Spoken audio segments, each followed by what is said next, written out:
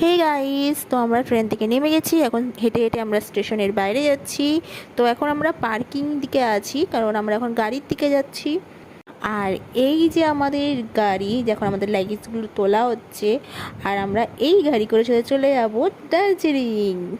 আমরা পার্সোনাল গাড়ি বুক করেছিলাম, আর গাড়িতে আমি বসেও গেছি, কারণ অনেকটা জার্নি করে এসেছি সারা রাত ধরে।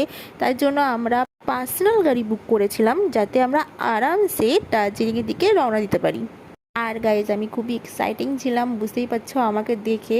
যেহেতু আমরা ট্রেন থেকে সকাল সকাল নেমেছি, তার জন্য আমাদের খুব খিদা পেয়ে গেছিলো। আর গাইজ, আমরা এখানে এই হোটেলে খেতেও চলে এসেছি। খাওয়া দাওয়ার পর আমরা আবার দার্জিলিংয়ের দিকে রওনা দিই। সো গাইস, আমরা 2.5 থেকে 3 ঘন্টার মধ্যে চলে এসেছি দার্জিলিংয়ে। আমাদের এখানে দেখতেই পাচ্ছ খুবই ঠান্ডা লাগছিল, তাই জন্য স্কার্ফ জড়িয়ে নিয়েছিলাম। আর আমাদের মুখগুলো দেখার মতন ছিল। সো গাইস, এখন আমরা ম্যালের দিকে যাচ্ছি, আর ম্যালের রাস্তা ধরেই হাঁটছি। আর এটা এতটাই উঁচু যে আমাদের উঠতে খুবই কষ্ট হয়েছে, অবশ্য পরে আবার ঠিক হয়ে গেছে।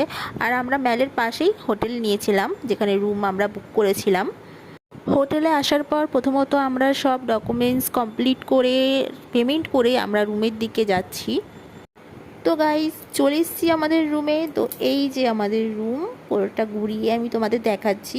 খুবই সুন্দর, খুবই গোছানো, আর খুবই ভালো লেগেছে। সামনের ভিউজটাও খুব সুন্দর, সেটা তোমাদের অবশ্যই দেখাবো। আর আমার আগে তোমাকে বেডটা দেখাচ্ছি, বেডটা খুবই সুন্দর ছিল। আর এটা হলো বাথরুম। বাথরুমটা দেখা আগে সব থেকে বড় দরকার, কারণ হোটেলের বাথরুম ভালো না থাকলে তুমি কোনো জায়গায় গিয়ে শান্তি পাবে না। তাই ফার্স্ট বাথরুম চেক করে নিই খুব ভালোভাবে, খুব পরিষ্কার, ভালো লাগলো। সো গাইজ, আমার রুমটা খুব পছন্দ হয়েছে। আর আমাদের সামনের ভিউজটা গাইজ দেখো কত সুন্দর। সো গাইজ, নেক্সট ব্লগে দেখা হচ্ছে, তোমরা দেখতে থাকো।